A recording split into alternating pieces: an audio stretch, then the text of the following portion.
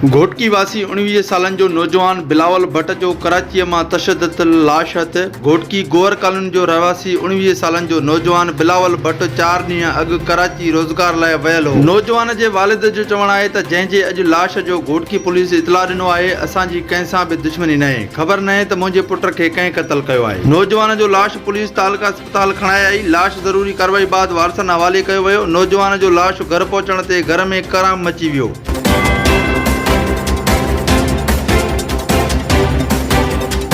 कादरपुर के गंदे पानी छोड़ वाले तलाव में बीठल पन के उछदो बाहि वकोड़े वही है। बाहि तेजी से मेंगवार बिरादरी के घरन ना वधण लगी, जै सबब नथूमल कशनूमल के घरन के बाहि लगन सबब घरन जा छपरा सड़ी रख थी विया। होड़ा इतला बावजूद फायर ब्रिगेड अमलो न पहुतो। शहरी पंहिंजी मदद पाण बाहि के उस्माण में मसरूफ़ आहिनि।